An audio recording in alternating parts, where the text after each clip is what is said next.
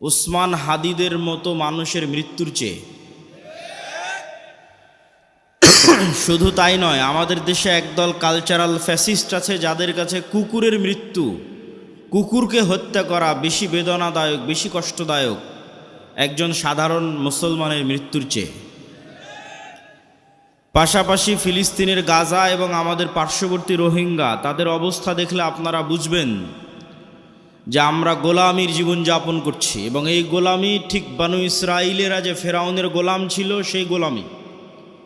এই জন্য আল্লাহ কোরআন অবতীর্ণ করলেন মুহাম্মদ সাল্লাল্লাহু আলাইহি ওয়াসাল্লামের উপর, আর কোরআন পরিপূর্ণ করলেন মুসার ফেরাউনের ঘটনা দিয়ে। কোরআন আসলো উম্মতে মুহাম্মাদির উপর, আর পরিপূর্ণ হলো বানু ইসরাইলের ঘটনা দিয়ে। কেননা এই উম্মতে মুহাম্মাদি একদিন বানু ইসরাইলের ভাগ্য বরণ করবে। যা রাসূলুল্লাহ সাল্লাল্লাহু আলাইহি ওয়াসাল্লাম বলেছেন, এক জুতার পাট আর এক জুতার পাটের সাথে যেভাবে মিলে যায়, আমার উম্মত বানু ইসরাইলের সাথে সেভাবে মিলে যাবে। সম্মানিত উপস্থিতি, আমরা সেই বানু ইসরাইলের যুগ অতিক্রম করছি, উম্মতে মুহাম্মাদি হিসেবে গোলামির যুগ। আর মুসা আলাইহিস সালাতু ওয়াস সালাম যেই পদ্ধতিতে বানু ইসরাইলকে আজাদ করেছেন, স্বাধীন করেছেন, ওটাই রাস্তা উম্মতে মুহাম্মাদিকে মুক্ত করার, আজাদ করার, স্বাধীন করার। তো সেই রাস্তা আপনাদের সামনে তুলে ধরা আজকের বক্তব্যের বিষয়বস্তু। তবে বক্তব্যের শুরুতে আরেকটি জরুরি গুরুত্বপূর্ণ কথা।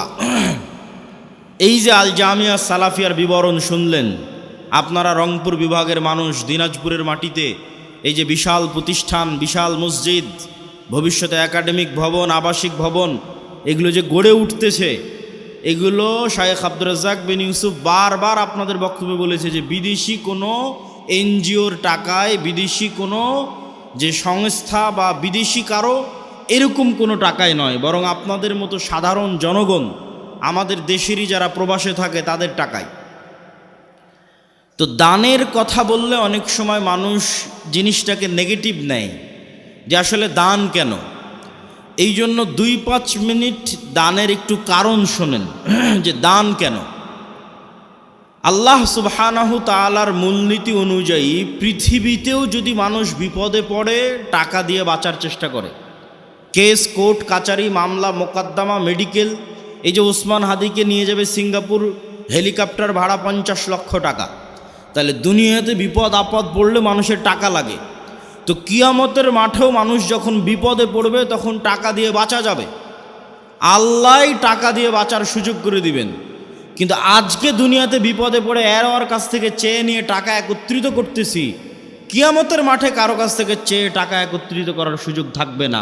এই দুনিয়াতেই যে টাকা আমি পরকালের অ্যাকাউন্টে জমা করে গেছি, ওই টাকায় আমি যদি কিয়ামতের মাঠে ধনী অবস্থায় উঠি, যে কোটি কোটি টাকা আমার নামে জমা হয়ে আছে, তাহলে আমিও কিয়ামতের মাঠের বিপদ টাকা দিয়ে বেঁচে যাব। দলিল কোথায়? আল্লাহ নিজেই পৃথিবীতে জরিমানার সিস্টেম করেছে ইবাদতের কমতিতে, গুনাহের কাফফারায়। রমজান মাসে যখন তুমি স্ত্রীর সাথে সাংসারিক জীবনে গেছো, তখন তোমার কাফফারা হচ্ছে গোলাম আজাদ করা, 60 জন মিসকিনকে খাওয়ানো। তো গোলাম আজাদ করতে টাকা লাগে, 60 জন মিসকিনকে খাওয়াতে টাকা লাগে। তাহলে গুনাহের কাফফারায় টাকা, ইবাদতের কমতিতে টাকা। তুমি হজ করতে গেছো, উমরা করতে গেছো, হজ উমরা করতে গিয়ে কোথাও ভুল ত্রুটি হয়েছে, মুআল্লিম বলবে দম দাও, দম মানে খাসি, দুম্বা কুরবানি করতে হবে। তাহলে ইবাদতের কমতিতে টাকা। এখন পৃথিবীর কোনো মানুষ গ্যারেন্টি দিতে পারবে না যে আমি আমার ইবাদতের জোরে জান্নাতে যাব, কেননা কেউ গ্যারেন্টি দেওয়া কঠিন যে আমি ফরজ সালাত একদিনও মিস দেইনি, একদিনও কাজা করিনি 10 বছর বয়স থেকে। কেউ যদি গ্যারেন্টি দেয় হ্যাঁ আমি গত 30 বছর 40 বছর 1 ওয়াক্ত কাজা করিনি, এটা গ্যারেন্টি দেওয়া কঠিন যে এই যে 1 ওয়াক্ত আমি কাজা করিনি, আর প্রত্যেক ওয়াক্ত সালাতের শুরু থেকে শেষ পর্যন্ত আমি শুধু আল্লাহকে স্মরণে রেখেছি, এটা গ্যারেন্টি দেওয়াও কঠিন। এই জন্য মানুষ ইবাদতের চ্যালেঞ্জে জান্নাতে যাওয়ার চ্যালেঞ্জ দিতে পারবে না, ঠিক গুনাহ থেকে মুক্ত থাকার গ্যারেন্টি কেউ দিতে পারবে না, যে আমি নিষ্পাপ, আমি নিষ্কলুষ, আমি পাপ মুক্ত, এই গ্যারেন্টি কেউ দিতে পারবে না। তাহলে জান্নাতের গ্যারেন্টি কোথায়? জান্নাতের গ্যারেন্টি দুধের রাস্তায়। ইন্নাল্লাহা আশতারা মিনাল মুমিনিনা আনফুসাহুম ওয়া আমওয়ালাহুম বিআন্না লাহুমুল জান্নাহ। মানুষ যদি তার পৃথিবীর সবচেয়ে দামি সম্পদ, তার জীবন, তার নফস, তার রূহ আল্লাহর রাস্তায় জীবন দিয়ে শহীদ হয়ে যায়, তাহলে ওই শহীদের রক্তের ফোঁটা মাটিতে পড়ার আগেই তার যত ইবাদতের কমতি আছে আর তার যত গুনাহের কাফারা আছে সব মাফ হয়ে যায়। বলেন আল্লাহু আকবার। তাহলে নিশ্চিত জান্নাতের গ্যারেন্টি হচ্ছে জীবন দিয়ে শহীদ হওয়া। 2, নিশ্চিত জান্নাতের গ্যারেন্টি হচ্ছে টাকা দিয়ে জান্নাত কিনে নেওয়া। ইবাদতের কমতিও পূরণ হবে টাকা দিয়ে, গুনাহের কাফারাও হবে টাকা দিয়ে। তবে নতুন করে টাকা বানানো যাবে না, এখন দিয়ে রাখতে হবে, তাহলে ওটা হবে। তবে আল্লাহর সাথে এই ব্যবসা, আল্লাহর সাথে এই বিজনেস ডিল লাভজনক। কি লাভজনক আল্লাহর সাথে এই ব্যবসায় বিজনেস ডিল? কেন লাভজনক? আল্লাহর সাথে এই বিজনেস শতভাগ লাভজনক। আপনি গুলশানে জমি কিনেন, ঢাকায় জমি কিনেন, রংপুর বিভাগে জমি কিনেন, এই যে জমি কিনবেন, আপনি টাকা দিলেন, জমি নিলেন, তা এখন যে আপনি দান করছেন এই টাকা কি আল্লাহর কাছে যাচ্ছে? কথা বলেন না, যে আল্লাহর কাছে যাচ্ছে? যায় না তো। এই টাকা দিয়ে যদি একটা ফ্যান কিনা হয় তাহলে ওই ফ্যানের বাতাস আপনিই খাবেন। এই টাকা দিয়ে যদি বিল্ডিং হয় ওই বিল্ডিং আপনার ছেলেই পড়বে। এই টাকা দিয়ে যদি গরু জবাই হয় ওই গরুর গোস্ত আপনিই খাবেন। তাহলে মাঝখান থেকে ফাও ফাও ফিরি ফিরি আপনি জান্নাত পেয়ে যাচ্ছেন। বলেন আল্লাহু আকবার। এই জন্য এর চেয়ে লাভজনক ব্যবসা আর নাই, যে টাকা দিয়ে জান্নাত কিনবো আবার টাকাটা আমি ব্যবহার করব। টাকা দিয়ে জান্নাত কিনবো আবার টাকা আমি ব্যবহার করব। মসজিদে আমি সালাত আদায় করবো, মাদ্রাসায় আমার ছেলে মেয়েই পড়বে, ফ্যান এসির বাতাস আমিই খাবো, যদি নিজে কুরবানি দিই কুরবানির গোস্ত আমি খাবো। শুধু ফাও ফাও ফিরি ফিরি আল্লাহ জান্নাত দিয়ে দিলেন। এই জন্য টাকা মোস্ট পাওয়ারফুল। এই জন্য ধনী অবস্থায় কিয়ামতের মাঠে উঠতে হবে, এটা চেষ্টা করতে হবে। কেন কিয়ামতের মাঠে বিপদে পড়লে কেউ বাঁচাতে পারবে না, আপনার টাকাই আপনাকে বাঁচাতে পারবে যদি দিয়ে গিয়ে থাকেন, যদি দুনিয়াতে থাকা অবস্থায় দিয়ে গিয়ে থাকেন। এটার সাহায্য নিয়ে আপনি কিয়ামতের মাঠে বাঁচতে পারবেন। সকল পাওনাদারের পাওনা পূরণ করতে পারবেন। কাকের নামে গীবত করেছেন, কার নামে অপবাদ দিয়েছেন, কার বিরুদ্ধে কিছু বলেছিলেন, কোথায় স্ত্রীর হক ভালো মতো দেননি, বাপ মায়ের সাথে ভালো ব্যবহার করেননি, কার মনে কি কষ্ট আছে কে জানে, সব কিয়ামতের মাঠে উপস্থিত হবে। সব আদায় হতে থাকবে আপনার দেওয়া টাকা থেকে, আর আপনি ওই টাকার জোরে বেচে জান্নাতে চলে যাবেন। বলেন আল্লাহু আকবার। এই জন্য প্রত্যেক মানুষের প্রোডাক্টিভ হতে হবে, ধনী হতে হবে, আল্লাহ রাস্তায় দান করতে হবে, ওসমান ইবনে আফফানের মতো হালাল উপায়ে। সম্মানিত উপস্থিতি, তো বক্তব্যের এই অংশ থেকে আমরা ধীরে ধীরে আগাই যে গোলামি থেকে মুক্তির জন্য অর্থনৈতিক মুক্তি বড় জরুরি। আজকে আমাদের আলোচনার বিষয়বস্তু গোলামি থেকে মুক্তির রাস্তা কি। তো দানের সাথে কানেক্টেড করে বক্তব্য সামনের দিকে আগাই। গোলামি থেকে মুক্তির জন্য অর্থনৈতিক দাসত্ব থেকে মুক্তি জরুরি। আল্লাহর নবী যখন মক্কা থেকে হিজরত করে মদিনায় গেলেন, তখন মদিনার সকল অর্থনৈতিক সক্ষমতার মূল কেন্দ্রে ছিল ইহুদিরা, সকল টাকা পয়সার মালিক ছিল ইহুদিরা। আল্লাহর নবী দেখলেন যে এই গরিব ফকির মিসকিন মুসলমানেরা যদি থেকে যায় আর টাকার মূল কন্ট্রোল যদি ইহুদিদের কাছে থাকে, এই মদিনার রাষ্ট্রীয় ক্ষমতা আমার অর্জন করা কঠিন হবে, অত সহজ হবে না। এই জন্য ইহুদিদের হাত থেকে অর্থনৈতিক কন্ট্রোল মুসলমানদের হাতে নিতে হবে। আল্লাহর নবী মক্কার মুশরিকরা, মক্কার কোরাইশরা ছিল আগে থেকেই ব্যবসায়ী।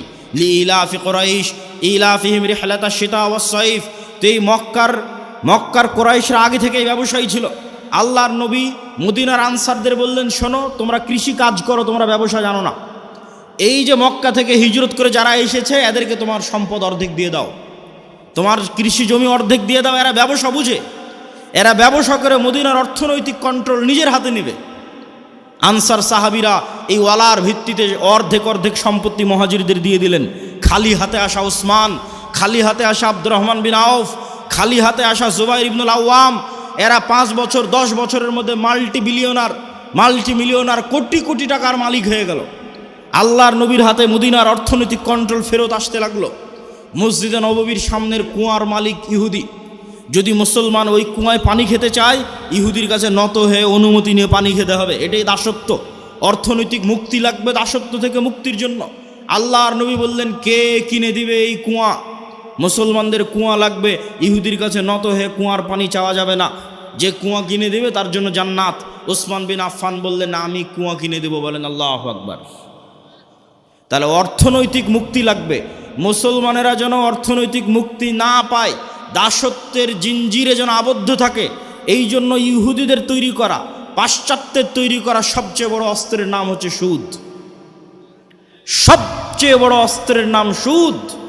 আল্লাহ দিয়েছেন কর্জে হাসানা, আর ইহুদি খ্রিস্টান, IMF, ওয়ার্ল্ড ব্যাংক, পাশ্চাত্য বিশ্ব দিয়েছে সুদ। আর সুদ হচ্ছে মানুষকে গোলাম বানায়। আপনি হিস্ট্রি স্টাডি করে দেখেন, ফেরাউন বানু ইসরাইলদের কি দিয়ে গোলাম বানাতো, আশ্চর্য হবেন। ফেরাউন বানু ইসরাইলদের যেই যেই পদ্ধতি দিয়ে গোলাম বানাতো, তার একটা পদ্ধতি সুদি লেনদেন, সুদের কর্জ। আর সুদের কর্জের মিনিস্টার ছিল কারুন। এই জন্য আপনারা কারুনের নাম শুনেছেন। ফেরাউনের একটা বড় মন্ত্রীর নাম হচ্ছে কারুন, যার কাছ থেকে সুদের অর্থ লেনদেন করতো বানু ইসরাইলেরা। সব সুদের ঋণী ছিল, এই জন্য সব গোলাম ছিল। তাহলে বানু ইসরাইলকে গোলাম বানানোর একটা স্ট্র্যাটেজি ছিল সুদ। আজকের মুসলিম উম্মাহকে গোলাম বানানোর একটা স্ট্র্যাটেজি হচ্ছে সুদ। পুরো দেশ গোলাম সুদের ঋণের কারণে। পুরো একটা মুসলমানদের বলে পারমাণবিক শক্তির অধিকারী পাকিস্তান, এই পুরো একটা রাষ্ট্র গোলাম শুধু এই সুদি ঋণের কারণে। ওই যে বাপ দাদার কাছ থেকে, প্রভুর কাছ থেকে সুদ নিয়ে রেখেছে, ওদের পারমিশন ছাড়া ওই পারমাণবিক অস্ত্রে চাপও দিতে পারবে না, ফাও, কোনো কাজ নাই। তাহলে মুক্তির জন্য অর্থনৈতিক মুক্তি খুবই জরুরি। আর এই অর্থনৈতিক মুক্তির জন্য সুদের আযাব থেকে মুক্তি জরুরি। সুদ কেন গোলাম বানায়? রাসূলুল্লাহ সাল্লাল্লাহু আলাইহি ওয়াসাল্লাম তার বহু দোয়ায় বলেছেন, আল্লাহুম্মা ইন্নী আউযুকা মিনাল মা'সামি ওয়াল মাগরাম। হে আল্লাহ, গুনাহ থেকে বাঁচতে চাই, ঋণ থেকে বাঁচতে চাই। আল্লাহর নবী বহু দোয়ায় বলেছেন, হে আল্লাহ, যালি'দ দাইনি ওয়া গালাবাতির রিজাল। ঋণের বোঝা থেকে বাঁচতে চাই, মানুষের আধিপত্য থেকে বাঁচতে চাই। আল্লাহর নবীকে সাহাবীরা জিজ্ঞেস করলেন, হে আল্লাহর নবী, কেন আপনি ঋণের বোঝা থেকে বাঁচার জন্য এত দোয়া করেন? রাসূল সাল্লাল্লাহু আলাইহি ওয়াসাল্লাম বললেন, মানুষ যখন ঋণ নেওয়া শুরু করে তখন মানুষ মিথ্যা বলা শুরু করে, আর যখন মিথ্যা বলা শুরু করে তখন সে আর নেতা হতে পারে না, সে গোলাম।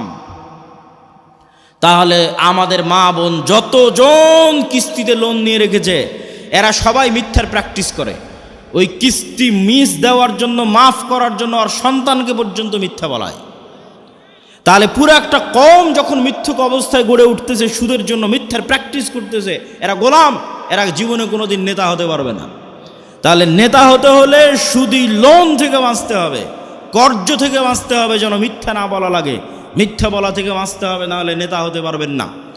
এই পয়েন্ট থেকেই, এই যে মিথ্যা বলা থেকে বাঁচা, এটার থেকে 2 নম্বর পয়েন্টে চলে যাই, যে গোলামির পথ থেকে, গোলামির জিঞ্জির থেকে বাঁচার দ্বিতীয় রাস্তা হচ্ছে সত্যবাদিতা, ন্যায় পরায়ণতা। আমি গত 2 বছর এই বক্তব্য দিয়েছি, কিন্তু মানুষকে উদাহরণ দিতে পারিনি যে সত্যবাদিতা, ন্যায় পরায়ণতা মানে উদাহরণ কি। এখন অন্তত বক্তব্যে উদাহরণ দিতে পারবো যে শরীফ ওসমান হাদি হচ্ছে সত্যবাদিতা, ন্যায় পরায়ণতার একটা অন্তত প্রতীক। যে জুলাই আগস্টের পর সব মানুষ নিজ নিজ দলের হয়ে গেল, আর যখনই আপনি কোনো দল করবেন, ওই দলের স্বার্থের বাইরে গিয়ে আপনার মুখ খুলবে না, জিহ্বা আটকা, বন্ধ। আর যখনই আপনি গণতন্ত্রের রাজনীতির মধ্যে থাকবেন, তখন মিথ্যা আপনার রক্তের মধ্যে মিশে যাবে। কেন? গণতন্ত্রের রাজনীতি এত নিকৃষ্ট, এত জঘন্য, যে এখানে এক দল তো আর এক দলের বিরুদ্ধে বলবে, একই আসনে মনোনয়ন প্রার্থী একজন আর একজনের নামে মিথ্যা বলবে। তাহলে ওই যে মিথ্যার কালচারের মধ্যে লিয়াজু, লবিং, আসন ভাগাভাগি, উমুককে নয় আমাকে দাও, এই পুরো কালচারটার মধ্যে ঢুকে আছে টাকার লেনদেন, 2 নাম্বারি, ধোকা, লবিং, লিয়াজু, এই পুরো কালচারটার মধ্যে ঢুকে আছে মিথ্যা, ধোকা, দুর্নীতি। তাহলে এই একটা কালচারের মধ্যে দিয়ে যে বড় হবে, এই এমপি, এই মন্ত্রী, এই মিনিস্টার যদি প্রাইম মিনিস্টারও হয়, আপনাদের কাছে সে নেতা হতে পারে। আল্লাহর গায়েবের মূলনীতি অনুযায়ী ও গোলামের ঘরের গোলাম। তাহলে যত এমপি এই মিথ্যা, এই দুর্নীতির সাথে জড়িত, সে যদি প্রাইম মিনিস্টারও হয়, সে নেতা না গোলাম? একটু জোরে বলেন, নেতা না গোলাম? গোলাম। এটাই আল্লাহর মূলনীতি। এই মূলনীতির উপরেই আল্লাহ সুবহানাহু ওয়া তাআলা পৃথিবী প্রতিষ্ঠিত করেছেন। নেতা কখন? যখন সত্যবাদিতা, ন্যায় পরায়ণতার উপর দাঁড়িয়ে আছে। তাহলে ওসমান হাদি একমাত্র ব্যক্তি ছিল যে দলের লেজুর বৃত্তি না করে, দলের লিয়াজু লবিংয়ের মধ্যে না গিয়ে, আসন ভাগাভাগির মিথ্যা, দুর্গন্ধযুক্ত, নিকৃষ্ট কালচারের মধ্যে না গিয়ে, যেটা সত্য ওইটাই মানুষের মুখের উপর স্ট্রেট ফরওয়ার্ড বলে দিত। আর এই রকম একজন মেরুদণ্ডওয়ালা, যার মেরুদণ্ড আছে, যে স্ট্রেট ফরওয়ার্ড সত্য এবং ন্যায় বলতে পারে জ্ঞানের সাথে বুদ্ধিমত্তার সাথে, এটাই নেতা, এটাই নেতা তৈরি হওয়ার রাস্তা। আর এই রকম একজন মেরুদণ্ডওয়ালা সত্যবাদী ন্যায়পরায়ণ নেতা ওই রকম লাখো দুর্নীতিগ্রস্ত নির্বাচিত এমপির চেয়ে পাওয়ারফুল। এবং ওই পাশ্চাত্যের আর আমাদের পাশের দাদাবাবুরা তারা পর্যন্ত ভয় পায় এই রকম নেতাকে। কেন, ওই যে দুর্নীতির মধ্যে দিয়ে যে নেতা উঠে এসেছে ওকে টাকা দিয়ে কিনে নেওয়া যাবে।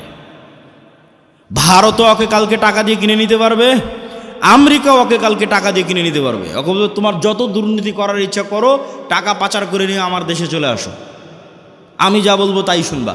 তো ও যেহেতু এই দুর্নীতির প্র্যাকটিসের মধ্যেই বড় হয়েছে, তো কোনোদিন দেশের পক্ষে কাজ করবে না, অন্য দেশের গোলামি করবে, অন্য দেশের গোলামি করবে।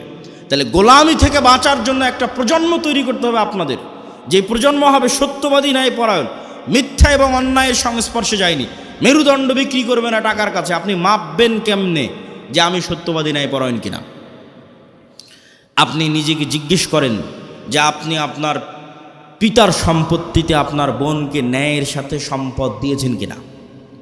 আপনার পিতা আপনার দাদার সম্পত্তিতে আপনার ফুফুকে ন্যায়ের সাথে সম্পদ দিয়েছে কিনা? যদি দেখেন হ্যাঁ ন্যায়ের সাথে বন্টন হয়েছে, তাহলে আপনার মধ্যে নেতৃত্বের গুণ আছে, আল্লাহর দৃষ্টিতে আপনি নেতা হতে পারবেন। আরও বাকি গুণগুলো অর্জন করলে পূর্ণ নেতা হবেন, কিন্তু মোটামুটি এই গুণটা আছে।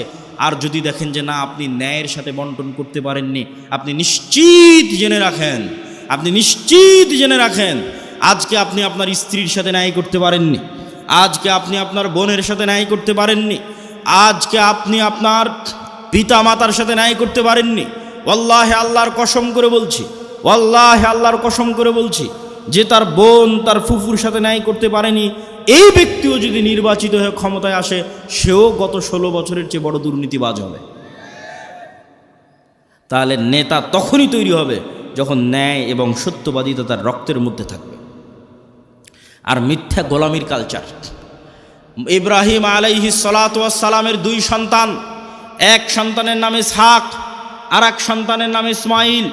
ইসহাককে রেখে দিলেন জেরুজালেমে, আর ইসমাইলকে রেখে দিলেন মক্কায়। ইসমাইল থেকে না মোহাম্মদ পর্যন্ত এই দীর্ঘ সময়ে এই বানু ইসরাইলের সাথে কি হচ্ছে দেখেন, শর্টকাট। ইসহাকের সন্তান ইয়াকুব, ইয়াকুবের সন্তান ইউসুফ, ইউসুফের 11 ভাই মিলে পিতা মাতা মিলে মিশরে ইউসুফের মৃত্যুর পরে ফেরাউনের 300 বছরের গোলামি, ফেরাউনের গোলামি থেকে মুসার হারুনের হাত ধরে মুক্তি, মুসার হারুনের হাত ধরে মুক্তির পরে 40 বছর সিনাই মরুভূমিতে পাগলের মতো ঘুরপাক, 40 বছর পর ইউশা বিন নুনের হাত ধরে জেরুজালেম বিজয়, তারপরে পুনরায় আর এক জালেম বাদশার কারণে জেরুজালেম থেকে বিতাড়িত, তারপরে দাউদ সুলাইমান এবং তালুতের মাধ্যমে জেরুজালেম বিজয়, জেরুজালেম থেকে সারা পৃথিবীতে শাসন ক্ষমতা প্রতিষ্ঠা, তারপরে আস্তে আস্তে জাকারিয়া, ইয়াহিয়া, ঈসা, মারিয়াম। এই যে দীর্ঘ সময় বানু ইসরাইলের, এই দীর্ঘ সময়ে বানু ইসরাইলের চরম উত্থান পতন হয়েছে, 2-3 বার গোলামির জিঞ্জিরে আবদ্ধ হয়েছে। তার মধ্যে সবচেয়ে বড় গোলামি ছিল ফেরাউনের 300 বছর। এই গোলামির জিঞ্জিরে আবদ্ধ হওয়ার কারণে এরা নবীর সন্তান হওয়ার পরও, ইব্রাহিমের সন্তান হওয়ার পরও, ইসহাকের সন্তান হওয়ার পরও এরা মিথ্যা বলা, ধোকা দেওয়া, 2 নম্বরই রাস্তা শিখে নিয়েছিল। এই জন্য আল্লাহ বলল, শনিবারের দিন তোমরা মাছ ধরবা না। দাউদ কোরআন পড়ে, মাছেরা কোরআন শুনতে আসে, জাবুর শুনতে আসে। এরা করলো কি, শনিবারের দিন মাছগুলো আটকে রেখে দিল, রবিবারের দিন ধরলো। কি পরিমাণ ধোকাবাজ! অথচ এরা নবীর সন্তান, ইব্রাহিমের সন্তান, এই সিলসিলার সন্তান। আর এইদিকে এই যে ইসমাইল থেকে মোহাম্মদ পর্যন্ত এই লম্বা সময়, সেম টাইম, এই লম্বা সময়ে মক্কায় কোনো নদী নাই, মক্কায় কোনো ফল ফসল উৎপাদন হয় না, মক্কা কোনো বড় ব্যবসায়িক কেন্দ্র নয়, মক্কা কোনো বড় রাজনৈতিক কেন্দ্র নয়। ফলত বিশ্বের কোনো পরাশক্তি, না রোমান না পারস্য, কেউ মক্কা দখল করেনি। মক্কা দখল করে কেউ কোনোদিন ইসমাইলের সন্তানদের গোলাম বানায়নি। ফলত ইসমাইল থেকে মোহাম্মদ পর্যন্ত ইসমাইলের সন্তানেরা শিরকে লিপ্ত হলেও 2 নম্বরই দুর্নীতি, জুয়াচুরি, ধোকা, এই রাস্তাগুলো থেকে অনেক অনেক দূরে ছিল। এর 2-1টা উদাহরণ আপনি দেখতে পাবেন। Abdul Muttalib, Abu Taleb, Abu Sufian. Abdul Muttalib Muhammad সাল্লাল্লাহু আলাইহি ওয়াসাল্লামের দাদা, ইনি মুশরিক, কিন্তু আব্দুল মুত্তালিবের হিস্ট্রিতে কেউ দেখাতে পারবে না যে ও মিথ্যুক, মানুষের সম্পদ মারে নাই, 2 নম্বরই করে ধোকাবাজি করে, এটা দেখাতে পারবে না। আবু তালেব মুহাম্মদ সাল্লাল্লাহু আলাইহি ওয়াসাল্লামের চাচা, মৃত্যু পর্যন্ত ইসলাম গ্রহণ করেনি আল্লাহর নবী এতবার বলার পরেও। কিন্তু আবু তালেব সত্যবাদী ছিল, ন্যায়পরায়ণ ছিল, মানুষকে ধোকা দিয়ে, মানুষের টাকা নিয়ে মেরে খাওয়া, জুয়ার চুরি, ধোকাবাজি এগুলো বুঝতো না।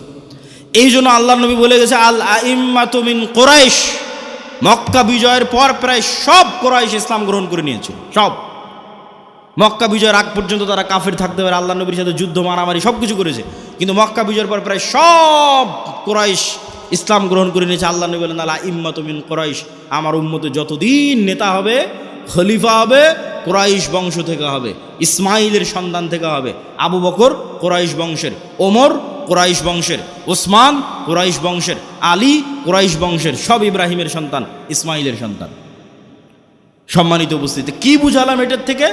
গোলামি মে বদল জাতি হে কওমো কা জমির, গোলামি করলে জাতির চরিত্র চেঞ্জ হয়ে যায়। আমরা যে 190 বছর ব্রিটিশের গোলামি করেছি এবং আমাদের স্বভাব চরিত্র চেঞ্জ হয়ে গেছে, তার একটা আলামত আমি নিজে ইউরোপ সফর করতে গিয়ে পেয়েছি, চাক্ষুষ একটা আলামত বলি। আমি মনে করতাম সারা পৃথিবী ইংরেজি ভাষা দিয়ে চলে। আমাকে যেহেতু কেউ কোনোদিন এই ভুলটা ভেঙে দেয়নি, আমি যেহেতু নিজে প্র্যাকটিক্যালি আমার এই ভুল ধরা পড়েছে, ফলত আমার রিয়েলাইজেশন অনেক গভীর। তো আমি মনে করতাম সারা পৃথিবী ইংরেজি দিয়ে চলে। ইংল্যান্ডেও থাকলাম প্রায় 1 বছর। এই ইংল্যান্ডে থাকা অবস্থায় যখন ফ্রান্স গেলাম, স্পেন গেলাম, ইতালি গেলাম, স্পেনের যখন কর্ডোভা, গ্রানাডায় যাওয়ার জন্য যে বিমানবন্দরে নামলাম, ওই বিমানবন্দরে নেমে এক্সিট লেখাটা আমি ইংরেজিতে খুঁজে পাচ্ছিলাম না। ইংরেজি ভাষার এত অনুপস্থিতি যে বাহিরে যে বের হব, কোন রাস্তা দিয়ে বের হব, কোথায় এক্সিট, কিছু খুঁজে পায় না, সব স্প্যানিশ ল্যাঙ্গুয়েজ। যারা এয়ারপোর্টে দায়িত্ব পালন করছে, ওদের সাথে গিয়ে যে ইংরেজিতে কথা বলবো, ওরাও ইংরেজি বোঝে না। আরে অন্তত এয়ারপোর্টে দায়িত্বশীল তো ইংরেজি বুঝবে। এত উন্নত রাষ্ট্র স্পেন, এত উন্নত রাষ্ট্র ফ্রান্স, এত উন্নত রাষ্ট্র ইতালি, ইংরেজি জানে না। আমার তো মাথায় ঘুরে গেল, কেন ইংরেজি জানে না? তখন আমি রিয়ালাইজ করলাম, আমার মদিনা ইসলামী বিশ্ববিদ্যালয়ের বন্ধু, বাড়ি আফ্রিকা, ও বলতো আর ভাষা ফরাসি। আমি তখন এটা না অত গভীর চিন্তা করিনি যে ওর ভাষা ফরাসি কেন। ফ্রান্সে যখন গেলাম দেখি ফ্রান্সে সব আফ্রিকান মুসলমান। ফ্রান্সে ভারত পাকিস্তানের মুসলমান কম, আফ্রিকার মুসলমান বেশি। ইংল্যান্ডে আবার ভারত পাকিস্তানের মুসলমান বেশি, আফ্রিকার মুসলমান কম। তখন সব রহস্য ভেদ হয়ে গেল যে ওর ভাষা কেন ফরাসি আর আমার কাছে কেন ইংরেজির এত গুরুত্ব, জন্মগত কেমনে অটোমেটিক। সবাই আমাদের দেশের মানুষ জানে যে ইংরেজি অনেক গুরুত্বপূর্ণ ভাষা, অথচ ইউরোপের অধিকাংশ দেশ ইংরেজির কোনো ভ্যালুই নাই, দামই নাই। ওরা এতটা অহংকারী, ফ্রান্স, ইতালি, স্পেন, জার্মান এতটা অহংকারী, ওরা ইংরেজি শিখবেই না। তাহলে আমি কেমনে জন্মগত মেনে বুঝে নিলাম যে ইংরেজি গুরুত্বপূর্ণ? এটাই 200 বছর যে আমরা ব্রিটিশের গোলামি করেছি, গোলামি মে বদল জাতি হে কওমো কা জমির, আমরা নিজের অজান্তেই ওর গোলামির প্রভাব বহন করতেছি। আমি আব্দুল্লাহ নিজের অজান্তেই, আমার পূর্বপুরুষ 190 বছর ব্রিটিশের গোলাম ছিল, তার প্রভাব আমি আমার অজান্তে বহন করতেছি। আর আমার ওই বন্ধু যে আফ্রিকায় বাড়ি, ও ওর অজান্তে ইউরোপীয় উপনিবেশের গোলামির চিহ্ন বহন করতেছে। ঠিক এই যে আপনি দেখতেছেন মুসলমানরা মারামারি, কাটাকাটি, এই যে গণতন্ত্রের কালচার টিকিয়ে রাখা আছে, যেন এখানে আর সুদের কালচার টিকিয়ে রাখা আছে, যেন একটা মুসলমান নেতা সত্যবাদী ন্যায়পরায়ণ বের হয়ে আসতে না পারে, সব যেন মিথ্যুক আর দুর্নীতিবাজ বের হয়। এই জন্যই গণতন্ত্র দিয়ে রাখা আছে, এই জন্যই সুদী ব্যবস্থা দিয়ে রাখা আছে। কেননা এই কালচারের মধ্যে থাকলেও মিথ্যুক দুর্নীতিবাজ হবে। আর 190 বছর ব্রিটিশের গোলামিতে ওটাই শিখেছে। কেননা গোলাম তো একটা রুটির জন্য মারামারি করে, গোলাম একটা রুটির জন্য আরেকজনকে হত্যা করে দিতে পারে। তাহলে এই যে গোলামির কালচার, এই গোলামির কালচার যতক্ষণ আপনি না ভাঙবেন, যেটা আমরা বহন করছি আমাদের অজান্তে ব্রিটিশদের গোলামির কারণে, যেমনটা বানু ইসরাইলরা ফেরাউনের গোলামি থেকে শিখেছিল, এই কালচার আমাদের ভাঙতে হবে। এই কালচার যতক্ষণ না ভাঙতে পারবেন, নেতা হতে পারবেন না। সত্যবাদী ন্যায়পরায়ণ হন, ইসমান হাদির মতো অটোমেটিক নেতা হয়ে যাবেন। আর এই গণতন্ত্রের কালচারে এইরকম সত্যবাদী ন্যায়পরায়ণ নেতা সহ্য করার মতো ক্ষমতা এই আধিপত্যবাদী দখলদারি শক্তির নাই, ফলত গুলি করে উড়িয়ে দিবে। সম্মানিত উপস্থিতি, পয়েন্ট নাম্বার 3, আমাদের 1 নাম্বার পয়েন্ট ছিল অর্থনৈতিক মুক্তি লাগবে গোলামি থেকে মুক্তির জন্য। 2 নম্বর পয়েন্ট ছিল সত্যবাদী ন্যায়পরায়ণ হতে হবে। পয়েন্ট নাম্বার 3, ঈমান বিল গায়েব এবং গায়েবী মদদ। একটা মূলনীতি আজকে এখান থেকে মুখস্থ করে যান, আল্লাহর আসমানি সাহায্য ছাড়া ইসলাম এবং মুসলমানদের বিজয় অসম্ভব, ফুল স্টপ। দুনিয়াবি শক্তি দিয়ে ইসলাম এবং মুসলমানদের বিজয় অতীতে কোনোদিন হয়নি, ভবিষ্যতে কোনোদিন হবে না, ফুল স্টপ। নবীদের হয়নি, আমার আপনার হবে না। মুসা দুনিয়ার শক্তি দিয়ে বিজয় লাভ করেনি, ইউশা বিন নুন দুনিয়ার শক্তি দিয়ে বিজয় লাভ করেনি, দাউদ সুলাইমান দুনিয়ার শক্তি দিয়ে বিজয় লাভ করেনি। মুহাম্মদ সাল্লাল্লাহু আলাইহি সাল্লাম বদরে, উহুদে, খন্দকে, বদরে মক্কার কাফের মুশরিক 1000, মুহাম্মদ সাল্লাল্লাহু আলাইহি সাল্লাম 300, উহুদে মক্কার কাফের মুশরিক 2000, মুহাম্মদ সাল্লাল্লাহু আলাইহি সাল্লাম 700, খন্দকে মুহাম্মদ সাল্লাল্লাহু আলাইহি সাল্লাম 700 থেকে 1000। আর মক্কার কাফের মুশরিক শুধু নয়, সারা আরবের কাফের মুশরিক একত্রিত হয়েছে 10,000। খন্দকের যুদ্ধে কোনো দুনিয়াবী শক্তি নাই যা মুহাম্মদ সাল্লাল্লাহু আলাইহি সাল্লামকে জয় লাভ করাতে পারে। এত অসম যুদ্ধ পৃথিবীতে হয় না, কিন্তু এই প্রত্যেকটা যুদ্ধে মুহাম্মদ সাল্লাল্লাহু আলাইহি সাল্লাম জয় লাভ করেছে দুনিয়াবী শক্তিতে না কার সাহায্যে? আল্লাহর সাহায্যে। আর একটা যুদ্ধে সাহাবীরা মনে করেছিল যে আজকে আমরা দুনিয়ার শক্তি দিয়ে জিতব, ওই যুদ্ধের নাম হুনাইন। মক্কা বিজয়ের পরে এই যুদ্ধ হয়েছিল। মক্কা বিজয় যখন সব মুসলমান হয়ে গেছে, 12,000 সাহাবী হুনাইনের যুদ্ধে। আল্লাহর নবী নিজে চোখে কোনোদিন দেখেইনি, তার পিছে 12,000 মানুষ দাঁড়িয়ে আছে। সাহাবীরা কোনোদিন দেখেনি 12,000-এর জামাত। 300 জন নিয়ে যুদ্ধ করেছে, 700 নিয়ে যুদ্ধ করেছে, 1000 নিয়ে যুদ্ধ করেছে, আজকে হুনাইনে 12,000। তখন সবার আল্লাহর উপর, মুহাম্মদ সাল্লাল্লাহু আলাইহি ওয়াসাল্লাম বাদ দিয়ে অধিকাংশ সাহাবীর আল্লাহর উপর ভরসা কমে নিজেদের উপর ভরসা চলে এসেছে। যে আজকে হাই কনফিডেন্স, মক্কা বিজয় করেছি আর এখন হুনাইনের যুদ্ধ আমাদের পরাজিত করে কে? আর হুনাইনের যুদ্ধ শুরু হওয়ার আধা ঘন্টা পার হয়নি, 1 ঘন্টা পার হয়নি, সব দৌড়ে দৌড়ে পালাচ্ছে। তাহলে নবীর জীবদ্দশায় দুনিয়ার শক্তিশালী হওয়ার পরেও বিজয় হচ্ছে না পরাজয় হচ্ছে? একটু জোরে বলেন তো, জয় হচ্ছে না পরাজয় হচ্ছে? নবীর জীবদ্দশায় দুনিয়ার শক্তিতে বিজয় হচ্ছে না। কার সাহায্য লাগে বিজয়ের জন্য? আল্লাহর সাহায্য লাগে। এই আল্লাহর সাহায্য পাওয়ার সিক্রেট যতদিন না জানবেন, আর এই সিক্রেট যতদিন বাস্তবে প্রয়োগ না করবেন, ততদিন দুনিয়ার রাস্তা দিয়ে আপনি যতই চেষ্টা করেন আপনার বিজয় হবে না। এটা নিশ্চিত জেনে রাখেন। আপনার ভরসা দুনিয়ার উপর দেখেই তো আপনি চেষ্টা করতেছেন যে হ্যাঁ, মন্দিরগুলো পাহারা দিয়ে যদি ভোট পাওয়া যায়।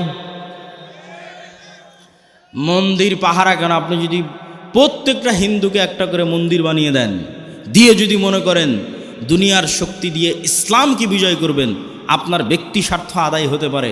দুনিয়ার শক্তি দিয়ে ইসলাম বিজয় হয় না, হয়নি, কিয়ামত পর্যন্ত হবে না। তাহলে ইসলাম বিজয় হবে কোনটা? যেটাতে আল্লাহর সাহায্য আসবে। আল্লাহর সাহায্য পাওয়ার শর্ত পূরণ করেন, ইসলাম বিজয় হবে। আর আল্লাহর শর্ত পাওয়ার সাহায্য পূরণ করবেন না, আল্লাহর ঠেকা পড়েছে, আপনাকে দিয়ে ইসলামকে বিজয় করতে হবে। আল্লাহ বলেছে, ইউরিদুনা লিইউতফিউ নূরাল্লাহ ওয়াল্লাহু মুতিম্মু নূরিহি ওয়ালাউ কারিহাল কাফিরুন। ইসলাম আল্লাহর নূর, আর এই নূর সারা পৃথিবীতে বিজয়ী হবে, এটা আল্লাহর ওয়াদা। বলেন আল্লাহু আকবার। হুয়াল্লাযী আরসালা রাসূলাহু বিল হুদা ওয়া দীনিল হক লিইয়ুযহিরাহু আলাদ দীনি কুল্লি। আমি এই দিন মুহাম্মাদের উপর অবতীর্ণ করেছি, এই দিন সারা পৃথিবীতে বিজয়ী হবে। বলেন আল্লাহু আকবার। এটা আল্লাহর ওয়াদা। তো আল্লাহ ইসলামের বিজয়ের জন্য আমার আপনার মুখাপেক্ষী নয়, কিন্তু আমি আপনি যদি শর্ত পূরণ না করি বিজয় হবে। শিক্ষা এবং জ্ঞানে এগিয়ে যেতে হবে। ঈমান বিল গায়েবের উপর বিস্তারিত আলোচনা বহু বক্তব্যে করেছি। আজকে যা আলোচনা করছি সব আল্লাহর পথে যাত্রা এই বইয়ের মধ্যে আছে। ঈমান বিল গায়েবের বিস্তারিত আলোচনা ওই আল্লাহর পথে যাত্রা বইয়ের মধ্যে আছে। প্রত্যেক মসজিদে, প্রত্যেক স্কুল, কলেজ, ইউনিভার্সিটিতে এই বইয়ের উপর পাঠচক্র হওয়া উচিত। 2 পৃষ্ঠা করে, 1 পৃষ্ঠা করে প্রত্যেক মসজিদে। প্রতি সপ্তাহে অন্তত একদিন সবাই মিলে 2 পৃষ্ঠা পড়ে বোঝার চেষ্টা করবেন কি বলা আছে এই বইয়ের মধ্যে। এই বই থেকে আমাদের আল্লাহর পথে যাত্রা তথা আল্লাহর সাথে সম্পর্ক, ঈমান বিল গায়েবের যাত্রাটা শুরু হবে। 2 নাম্বার শর্ত কি পূরণ করতে হবে? সৎ আমল। দেখেন মুহাম্মদ সাল্লাল্লাহু আলাইহি ওয়াসাল্লাম বদরের যুদ্ধের দিন এত লম্বা সালাত, এত লম্বা দোয়া, এত লম্বা রাতের সালাত, যা আবু বকর রাদিয়াল্লাহু তাআলা আনহু পর্যন্ত ক্লান্ত হয়ে গেছে। আল্লাহর নবী, আপনি নবী, আপনার এত রাতের সালাতের প্রয়োজন। আল্লাহর নবী কেন রাতের সালাতে দাঁড়িয়ে আছে জানেন? আল্লাহর নবী আমার আপনার চেয়ে গায়েব বেশি জানে। আমার আপনার চেয়ে গায়েবের মূলনীতি ওনার জানা আছে, আল্লাহ ওনাকে ওহির মাধ্যমে জানিয়ে রেখেছে। সেটা কি? সেটা হচ্ছে তুমি বদরের যুদ্ধে তোমার শক্তি দিয়ে জিততে পারবে না। মুহাম্মদ, তোমার শক্তি দিয়ে বদরে বিজয় হবে না। বদরে বিজয় হবে কার সাহায্যে? আল্লাহর সাহায্যে। আর আল্লাহর সাহায্য পাওয়ার সিক্রেট হচ্ছে রাতের সালাত। তুমি আল্লাহর সাহায্য পেতে চাও, যত বড় নবী হও রাতের সালাতে দাঁড়াতে হবে। ফাতাহাজ্জাত বিহি নাফিলাতাল লাক আসা ইয়াবআসাকা রাব্বুকা মাকামাম মাহমুদা। তুমি সর্বশ্রেষ্ঠ নবী হওয়ার পরও আল্লাহর সাহায্য আসমান থেকে দুনিয়াতে আনার জন্য শ্রেষ্ঠতম নবী হওয়ার পরও তোমাকে রাতের সালাতে ঘন্টার পর ঘন্টা দাঁড়িয়ে থাকতে হবে। আর বাংলার মানুষেরা স্বপ্ন দেখে নামাজ 5 ওয়াক্ত সালাত আদায় না করেই খালি ভোট দিয়ে ইসলামকে বিজয় করে দিবে। অসম্ভব, এটা অসম্ভব, ইম্পসিবল। আপনাকে ন্যূনতম আল্লাহর সাহায্য পাওয়ার পূর্ব শর্ত পূরণ করতে হবে। সেই পূর্ব শর্তের 2 নম্বর হচ্ছে সৎ আমল। রাতের সালাত না পারেন 5 ওয়াক্ত সালাত ঠিক রাখতে হবে। আর রাতের সালাত আর সকাল সন্ধ্যের জিকির মোস্ট পাওয়ারফুল। সকাল সন্ধ্যের জিকির কেন পাওয়ারফুল? মুসা আলাইহিস সালাতু ওয়াস সালাম ফেরাউনের উপর বিজয় লাভ করবেন, অথচ মুসা আলাইহিস সালাম আমার এবং আপনার চেয়ে দুর্বল। মুসা আলাইহিস সালামকে আল্লাহ বলছে, যাও ফেরাউনের কাছে, ওয়ালা তানিয়া ফি জিক্রি, সব সময় আমাকে স্মরণে রাখবা, জিকির ভুলবা না। জিকির না করলে তুমি জিততে পারবে না। জাকারিয়া আলাইহিস সালাতু ওয়াস সালাম আল্লাহর কাছে সন্তান চাইলেন, আল্লাহ বললেন সন্তান হবে। বন্ধা স্ত্রী, বার্ধক্য বয়স, কেমনে সন্তান হবে? আল্লাহ আলামত বলেন। আল্লাহ বললেন সকাল সন্ধ্যা জিকির করো, সন্তান হবে। সকাল সন্ধ্যা জিকির পৃথিবীর এমন বড় সিক্রেট, যা দিয়ে পৃথিবীর এমন কোনো অসম্ভব নাই, যা সম্ভব করা সম্ভব নয়। মুসা যদি ফেরাউনকে পরাজিত করতে পারে, এই অসম্ভব যদি সম্ভব হয়ে যেতে পারে, জাকেরিয়াকে যদি আল্লাহ সন্তান দিয়ে দিতে পারে, তো সকাল সন্ধ্যার জিকির দিয়ে পৃথিবীর সব অসম্ভবকে সম্ভব করা যাবে।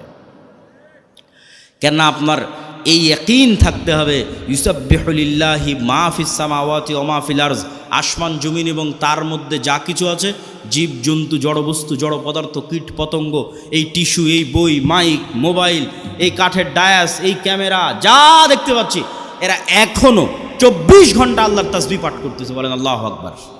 এটা গায়েব। এই গায়েবের মূলনীতি আল্লাহ কোরআনে দিয়ে দিয়েছে, যে তোমরা তো গায়েব জানো না, তোমাদেরকে জানিয়ে দিচ্ছি। এরা সবাই তাসবিহ পাঠ করতেছে।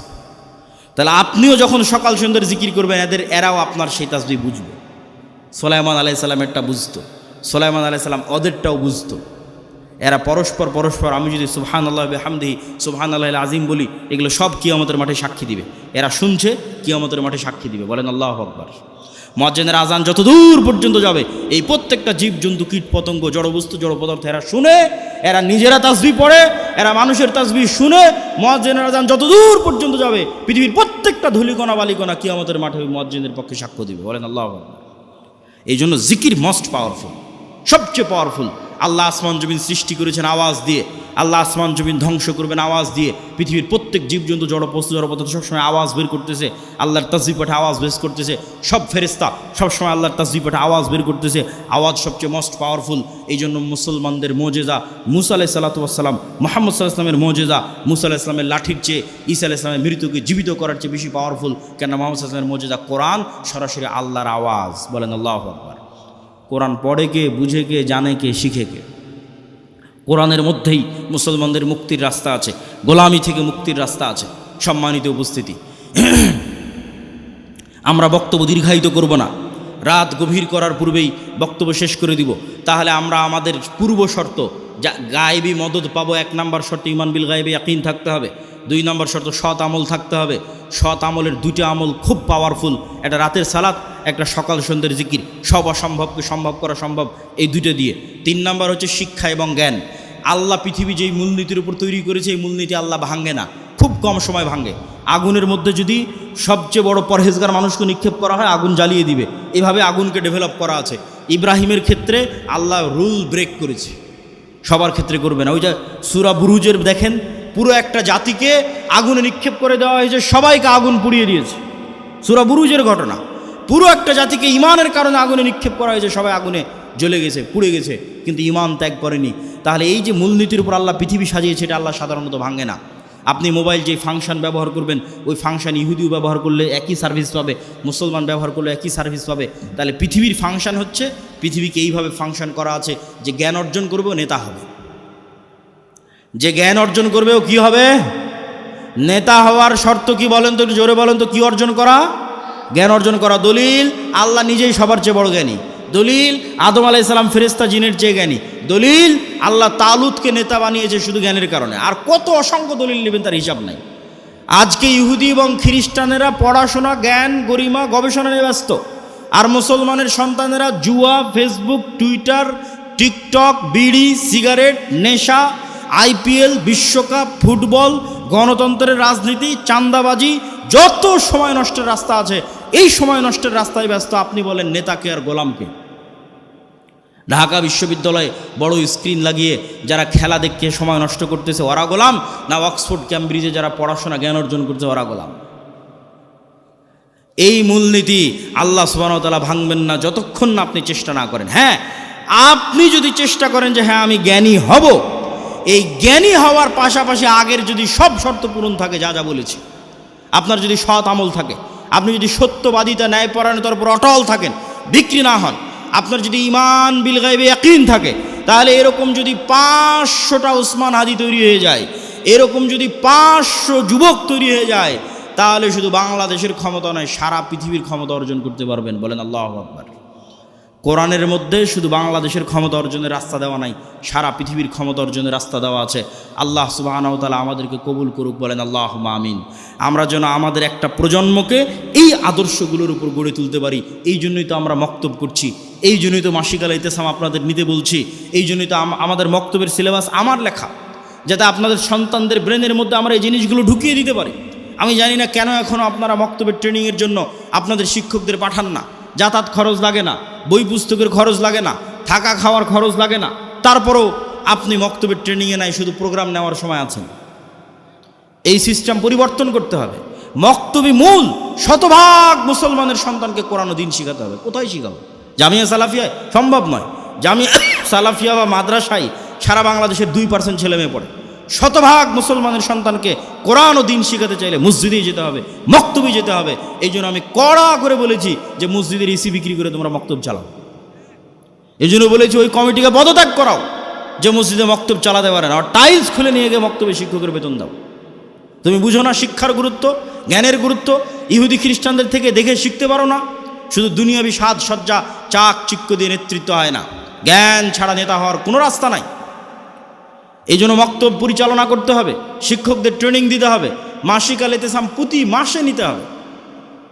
এত ব্যস্ততার মধ্যে প্রতি মাসে 3টে লেখা থাকে মাসিক আল ইতিসামে, আমার নিজের সম্পাদকীয় থাকে, মিন্নাতুল বাড়ি থাকে, স্বাভাবিক একটা প্রবন্ধ থাকে। আপনাদের আজকের একদিনের নাস্তার চাইতেও 1 মাসের একটা মাসিক আল ইতিসামের দাম কম। ওই মাসিক আল ইতিসাম যদি আপনি না নেন, না পড়েন, তাহলে আপনার কাছে আমি মেসেজটা পৌঁছাবো কীভাবে? এই একদিনের তো এটা অস্থায়ী সম্পর্ক। এই জন্য মাসিক আল ইতিসাম, মক্তব, জামিয়া সালাফিয়ার সাথে শিক্ষা প্রতিষ্ঠানগুলোকে মুআদালা করা, এবং আমাদের যে কর্জে হাসানা প্রজেক্ট আমরা চালু করেছি মুসলিম বাইতুল মাল, সুদের বিরুদ্ধে যুদ্ধ করার জন্য, মুসলিম সন্তানদেরকে অর্থনৈতিকভাবে সুদ মুক্ত রাখার জন্য আমাদের এই মুসলিম বাইতুল মালের কর্জে হাসানা প্রজেক্টে আমরা ইতিমধ্যেই 30-এর অধিক মানুষকে কর্জ দিয়েছি। প্রায় 15 থেকে 20 লক্ষ টাকার কাছাকাছি আমাদের কর্জ দেওয়া আছে। এটা ধীরে ধীরে আরও বাড়তেছে। যদি রিটার্ন, মানুষ যদি ধোকা না দেয়, এই প্রজেক্ট থেকে যদি মানুষ রিটার্ন দেয় বিনা সুদে 90%-এরও বেশি, তাহলে ইনশাল্লাহ একদিন এই প্রজেক্ট বাংলাদেশে বিপ্লব নিয়ে আসবে। বলেন আল্লাহ কবুল করুক, আল্লাহুম্মা আমিন। একদিন এটা বাংলাদেশের শতভাগ ইসলামী ব্যাংকে পরিণত হয়ে যাবে ইনশাল্লাহ, যদি আল্লাহ কবুল করে। বলেন আল্লাহুম্মা আমিন। এই জন্য আমরা কি আহ্বান করেছি জানেন? আমরা আমাদের কর্জে হাসানা ফান্ডে কারো দান চাই না। কেন? আমরা চাই মানুষের মধ্যে কর্জে হাসানা কালচার তৈরি হোক। আপনি আপনার ব্যাংকে যে টাকা ফেলে রেখেছেন, আপনার বিকাশে নগদে যে টাকা ফেলে রেখেছেন, ফিক্সড ডিপোজিট করে রেখেছেন, আল্লাহর বাস্তে ওই টাকা উঠিয়ে আমাদের মুসলিম বাইতুল মালের কর্জে হাসানা ফান্ডে জমা দেন। আপনার যখন প্রয়োজন আবার উঠিয়ে নেবেন। আমরা আপনার ওই টাকা থেকে ন্যূনতম একটা অংশ, দেখা যায় 10-2%, 3% একটা অংশ হয়তো আমরা দিনী ভাইদের কর্জ দিচ্ছি। আবার ওই কর্জ যখন রিটার্ন আসছে তখন আবার সেখানে ওইটা অ্যাড হয়ে যাচ্ছে। আর আপনি যখন চাচ্ছেন তখন আপনি ফেরত পেয়ে যাচ্ছেন। আলহামদুলিল্লাহ আমাদের অনেক ভাই আমাদের কর্জে হাসানা ফান্ডে তাদের টাকা জমা রেখেছে এবং তাদের যখন প্রয়োজন হচ্ছে তখন তারা ফেরতও নিচ্ছে। এটা একটা আমরা কালচার তৈরি করতে চাচ্ছি, যাতে আমাদের সেই সুদূর প্রসারী যে লক্ষ্য আছে সেই লক্ষ্যের দিকে এগিয়ে যেতে পারি। আল্লাহ সুবহানাহু ওয়া তাআলা আমাদের কবুল করুক। আর সবার প্রতি আহ্বান থাকবে, আমাদের বইগুলোকে মূল্যায়ন করবেন, বিশেষ করে আল্লাহর পথে যাত্রা এবং শায়েখ আব্দুর রাজ্জাক বিন ইউসুফের যে বই আছে, সালাতের বই, দোয়ার বই, আর জামিয়া সালাফিয়ার জন্য দোয়া করবেন এবং শরীফ ওসমান হাদি ভাই সহ বাংলাদেশের জন্য দোয়া করবেন। আল্লাহ যেন বাংলাদেশের 16 কোটি মুসলমানকে হিন্দুদের দয়ার ওপর ছেড়ে না দেয়, বলেন আল্লাহুম্মা আমিন। আল্লাহ যেন বাংলাদেশের 16 কোটি মুসলমানের রহম করে, দয়া করে, আমাদের এই স্বাধীন সার্বভৌম ভূখণ্ডের স্বাধীনতা এবং সার্বভৌমত্ব যেন হেফাজত করে, আল্লাহুম্মা আমিন। ওয়া আখিরু দাওয়ানা আনিল হামদুলিল্লাহি রাব্বিল আলামিন। আসসালামু আলাইকুম ওয়া রাহমাতুল্লাহি ওয়া বারাকাতুহু। সবাই বৈঠক শেষের দোয়া পড়ি, কেননা আমার ধারণা আর তো কিছু বলার নাই। সবাই বলেন সুবহানাকা আল্লাহুম্মা ওয়া বিহামদিকা আশহাদু আল্লা ইলাহা ইল্লা আনতা আস্তাগফিরুকা ওয়া আতুবু ইলাইক। আপনারা অনেক কষ্ট করে এখানে